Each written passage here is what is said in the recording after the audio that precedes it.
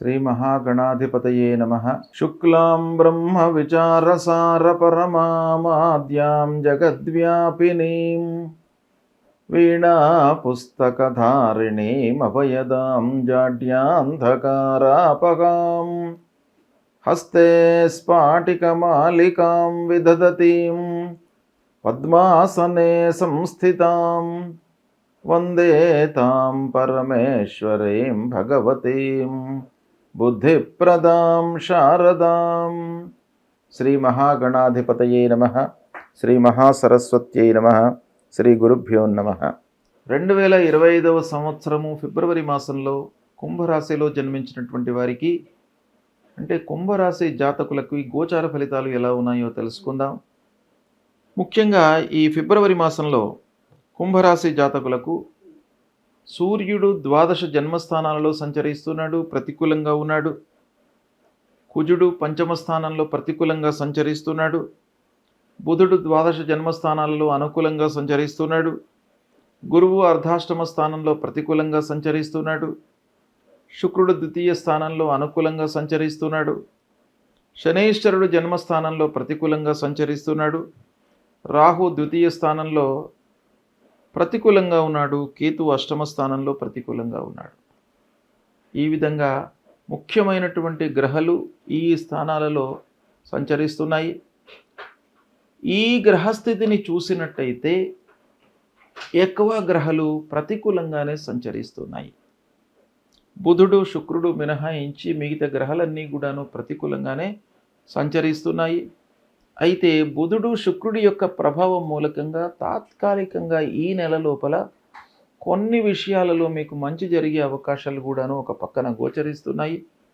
అయినప్పటికీ ప్రధానమైనటువంటి గ్రహాలు వాటి యొక్క స్థితి ప్రతికూలంగా ఉంది కాబట్టి కొంత ఇబ్బందులు కుంభరాశి వారికి తప్పవు ఈ మాసంలో. ఓవరాల్గా మనం చూసినట్టయితే ప్రతి విషయం లోపల కూడాను మీరు ఆచితూచి వ్యవహరించాలి. 1కి 4 సార్లు ఆలోచించండి. ప్రారంభించేటువంటి పనిని కూలంకషంగా మీరు తెలుసుకోండి. వాటి యొక్క పూర్వాపరాల గురించి తెలుసుకున్న తర్వాత ప్రణాళికాయుతంగా ప్రారంభం చేయండి. అప్పుడు మీకు విఘ్నాలు, ఆలస్యము, తర్వాత ఆర్థికపరమైనటువంటి సమస్యలు కొంత తగ్గే అవకాశాలు ఉంటాయి. అయినప్పటికీ ప్రారంభించిన పనుల లోపల మట్టుకు ఆలస్యం గోచరిస్తుంది. దానికి మీరు ఎఫర్ట్స్ పెట్టుకొని అలాంటివి ఆటంకాలు రాకుండా ఉండడానికి చూసుకోండి.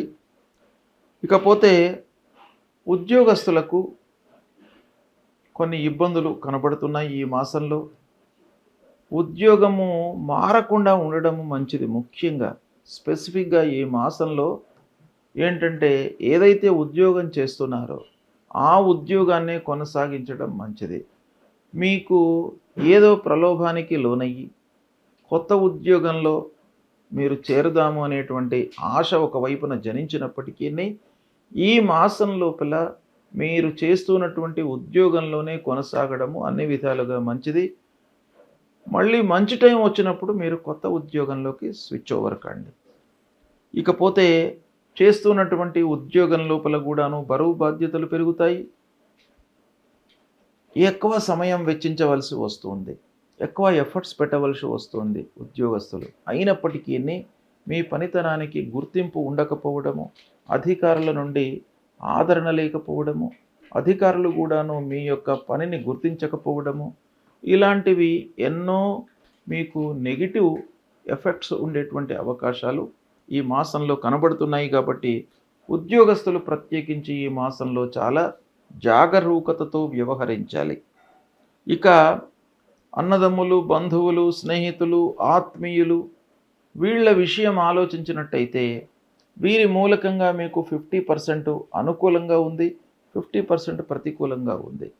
కాబట్టి ఎక్కువ దురుసుగా ప్రవర్తించకుండా, సాహసించి నిర్ణయాలు తీసుకోకుండా మీకు ఎంతవరకు అవసరమో అంతవరకే మీరు చర్చించండి.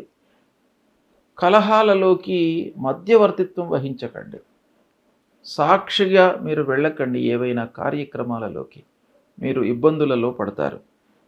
ఇక భూ వ్యవహారము, వాహనముల కొనుగోలు చేయడము, ఇలాంటి విషయాలు మీరు పోస్ట్పోన్ చేసుకోవడం మంచిది.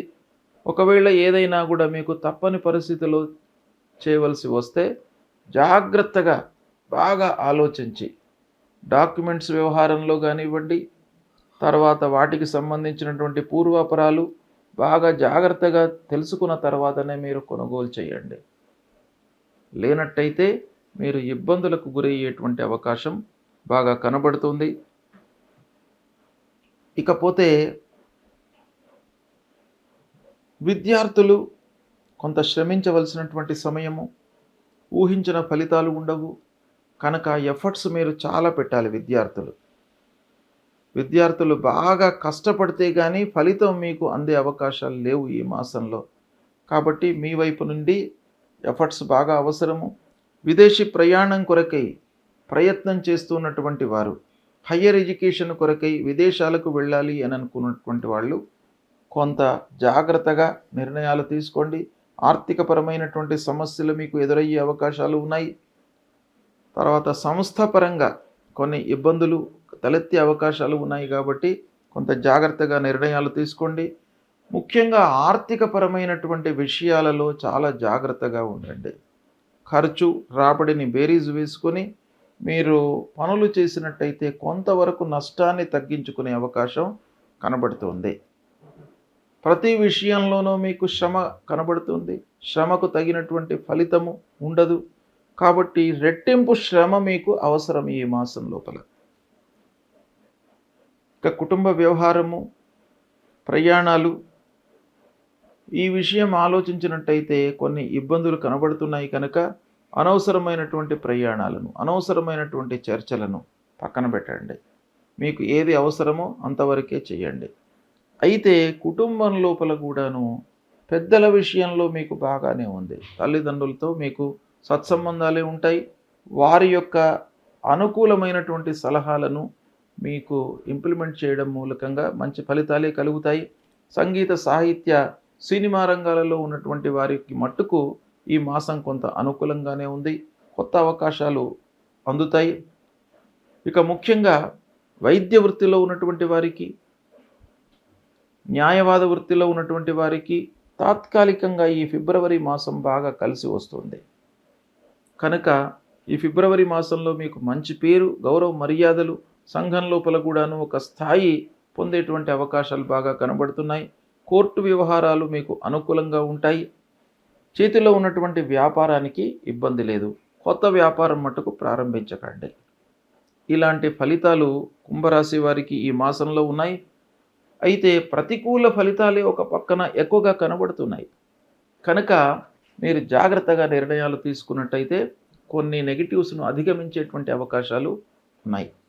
ఇక ఏ గ్రహాలు మనకు ప్రతికూలమైనటువంటి ఫలితాలు ఇస్తున్నాయి అనే విషయాన్ని ఆలోచించినట్టయితే అర్ధాష్టమ స్థానంలో గురువు. కాబట్టి గురువు యొక్క అనుగ్రహం మీకు కావాలి.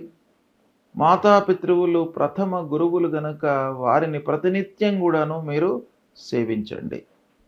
పొద్దున లేవగానే వారికి పాదాభివందనం చేయండి. వారి యొక్క బాగోగులను తెలుసుకోండి. వారికి సపర్యలు చేయండి. తద్వారా మీకు ఆ గురువు యొక్క అనుగ్రహం లభిస్తుంది. శనీశ్వరుడు జన్మస్థానంలో సంచరిస్తున్నాడు. మనకు సందిగ్ధమైనటువంటి వాతావరణం, అస్థిరమైనటువంటి వాతావరణాన్ని ఇస్తాడు. అంటే నిర్ణయము తీసుకోవడం లోపల, డిసిషన్ మేకింగ్ లోపల మీకు ప్రాబ్లమ్స్ కలిగేటువంటి అవకాశం ఉంటుంది. వాటి నుండి విముక్తులు కావడానికి మీరు ఆంజనేయ స్వామిని దర్శించుకోండి. హనుమాన్ చాలీసా పారాయణం చేయండి. నవగ్రహ స్తోత్ర పారాయణం చేయండి. వీటి మూలకంగా మీకు మంచి ఫలితం కలుగుతుంది. రాహుకేతువుల విషయమై అమ్మవారిని సందర్శించుకోండి. ఈ పరిహారాలు చేసుకున్నట్టయితే మీకు దుష్ప్రభావము తగ్గి శుభ ఫలితాలు కలిగేటువంటి అవకాశాలు ఉంటాయి. శుభం.